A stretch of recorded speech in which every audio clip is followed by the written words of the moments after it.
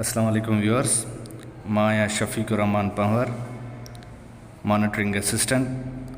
तव्हां सां मुखातिब आहियां मां शबाना नवाज़ ऑफिशियल यूट्यूब चैनल तां। अॼु असां NTSPST 2012 जो साइंस जो पोर्शन हल कंदासीं। उम्मीद आहे त तव्हां सभिनी खे इन मां रहनुमाई हासिलु थींदी। पहिरें खां सवाल खां 20 सवाल ताईं मैथमेटिक्स जो पोर्शन हुयो। हाणे असां 21 सवाल खां हलंदासीं। उन खां अवल मां तव्हां व्यूअर्स खे कुझु ॿुधाईंदो हलां त MCQs पेपर में हमेशह एलिमिनेशन मेथड बि अप्लाई थींदो आहे। जेके कैंडिडेट्स एवरेज या अबव एवरेज हूंदा आहिनि उन्हनि खे इहो मेथड तमामु घणो फ़ाइदेमंद हासिलु थींदो आहे। एलिमिनेशन मेथड कीअं हूंदो आहे, उन में 4 ऑप्शन्स जेके बि ॾिनल हूंदा आहिनि, उन्हनि चइनी में जेके ॿिया इररिलेवेंट कुझु ऑप्शन्स ॾिनल हूंदा आहिनि उन्हनि खे उहे एलिमिनेट करे छॾींदा आहिनि। बाक़ी 50-50 जेको बचंदो आहे उन में हुननि जे लाइ तमामु घणी आसानी थींदी आहे चॉइस करण लाइ। सवाल नंबर 21 आहे, the substance which accelerates a reaction without being change at the end of reaction itself is called dash.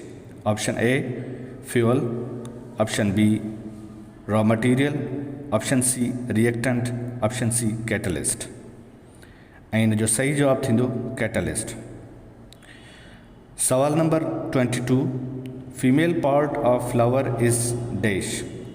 Option A stamen, option B carpel, option C sepal, option D petal.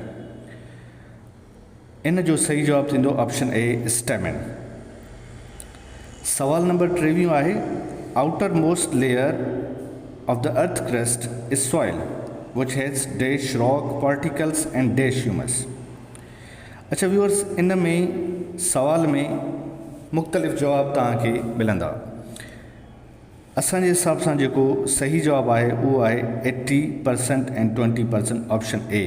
बाक़ाया जो options आहिनि option B 90%, 10%, 70%, 30% and 50-50।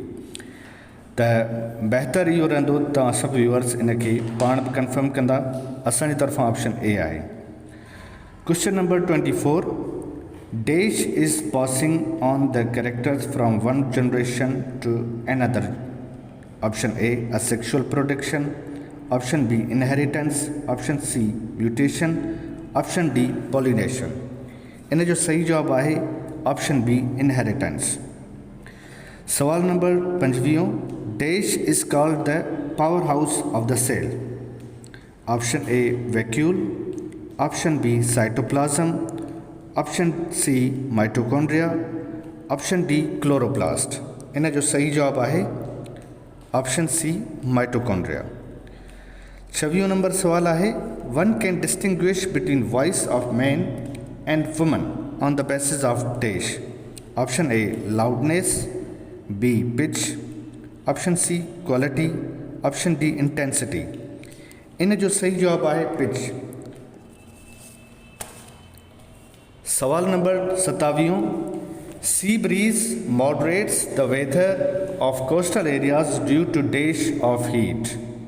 Option A death, option B conduction, option C radiations, option D convection. इन जो सही जवाब आहे option C radiations. सवाल number 28, dash receives oxygenated blood in heart. Option A right article, option B left article, option C right ventricle and option D left ventricle. इन जो सही जवाब आहे option C right ventricle. Sandak, an area where large deposits of copper are found, is in Desh province of Pakistan. इहो 29 number सवाल आहे। इन जा ऑप्शन्स आहिनि option A Sindh, option B Punjab, option C Khyber Pakhtunkhwa, option D Balochistan. इन जो सही जवाब आहे ऑप्शन डी बलूचिस्तान।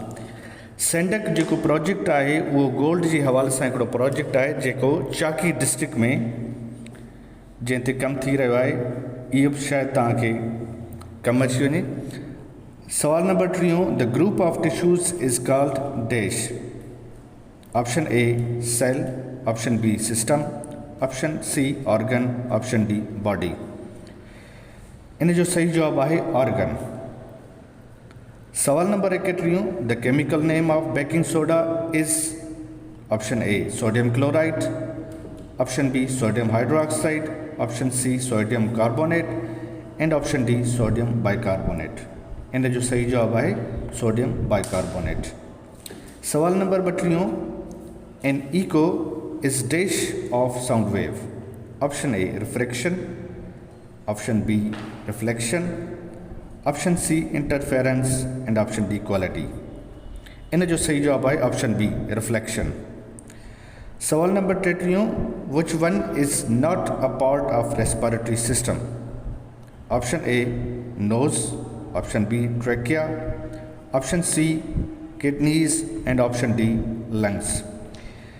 इन जो सही जवाब है ऑप्शन सी किडनीज। उन खां पोइ आहे इन में ट्रू एंड फॉल्स जो सिलसिलो जेको 34 सवाल खां वठी वेंदे 45 सवाल ताईं आहे।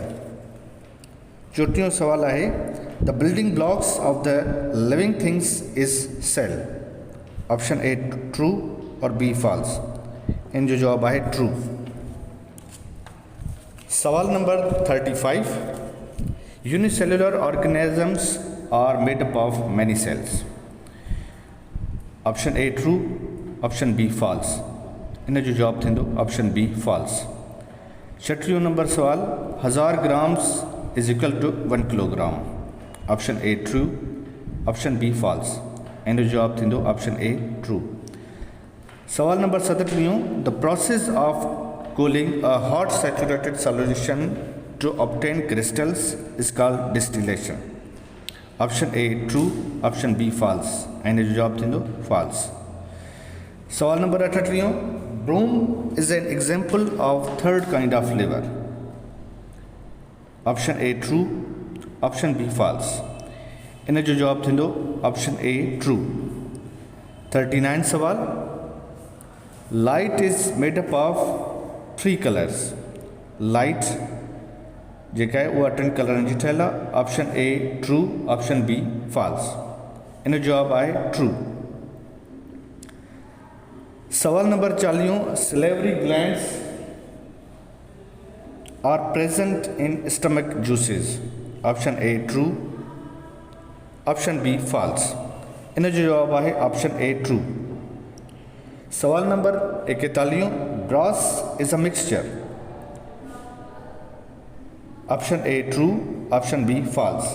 इन जो जवाब थींदो ऑप्शन ए ट्रू। सवाल नंबर 42, the number of vibrations per second is called frequency, option A true, option B false. इन जो सही जवाब थींदो ऑप्शन ए ट्रू।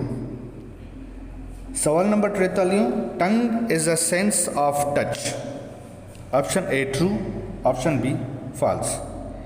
इन जो सही जवाब थींदो ऑप्शन बी फॉल्स।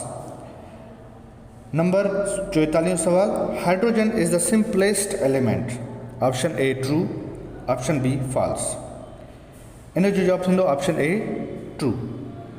सवाल number 45, the charged item is called an ion, option A true, option B false. इन जो सही जवाब थींदो ऑप्शन ए ट्रू। व्यूअर्स, ही हुयो साइंस जो पोर्शन। उम्मीद तव्हां सभई इन मां फ़ाइदो वठंदा।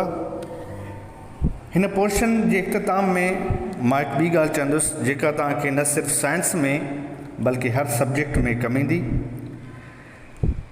एग्ज़ामिनर जेको बि हूंदो आहे उहो पंहिंजी टेस्ट खे 3 कैटेगरीज़ में विराईंदो आहे। उन में नंबर 1 जा जेके सवाल हूंदा आहिनि उहे सफ़ा सिंपल हूंदा आहिनि, उहे 30 to 40% हूंदा आहिनि वेटेज जे हिसाब सां। जेकॾहिं तव्हां वटि 15 सवाल आहिनि त उन में 5 सवाल तव्हांखे उहो आसान ॾींदो ऐं 5 सवाल वरी तव्हांखे मॉडरेट क़िस्म जा ॾींदो या एवरेज क़िस्म जा ॾींदो ऐं 5 सवाल अहिड़ा हूंदा जेके तव्हांखे थोड़ा मुश्किल लॻंदा। मुश्किल बि तॾहिं लॻंदा जॾहिं तव्हांजी तयारी न थियल हूंदी। ॿुधाइण जो मक़सदु या सम्झाइण जो मक़सदु त जेके एवरेज स्टूडेंट्स आहिनि या एवरेज खां अबव आहिनि उन्हनि जे लाइ हर पोर्शन में 8 खां 10 सुवाल करण जो हिकिड़ो बहितरीनु मौक़ो हूंदो आहे। ऐं जेकॾहिं उन खां वधीक हू पाण तयारी कनि था त एग्ज़ामिनर चाहे केतिरा बि ॾुखिया सुवाल करे उन्हनि खे फेल करण जे हक़ में न रहंदो या उन्हनि खे फेल करण जी कोशिश नथो करे सघे। व्यूअर्स, ही हुई अॼु असांजो क्लास जंहिंमें असां साइंस जो पेपर हल कयोसीं। उन हवाले सां का बि राय हुजे त ज़रूरु कमेंट कंदा। शहबाना नवाज़ ऑफिशियल सां गॾु रहो, चैनल खे सब्सक्राइब कंदा रहो ऐं क्लास पसंदि अचे त लाइक ज़रूरु कंदा। ऐं गॾोगॾु जेकॾहिं हिन क्लास दौरान कुझु बि को सवाल में डाउट हुजे त तव्हां सभिनी खे उन लाइ एतिराज़ु करण लाइ या उन में कमेंट ॾियण लाइ वेलकम चवंदासीं। Thank U.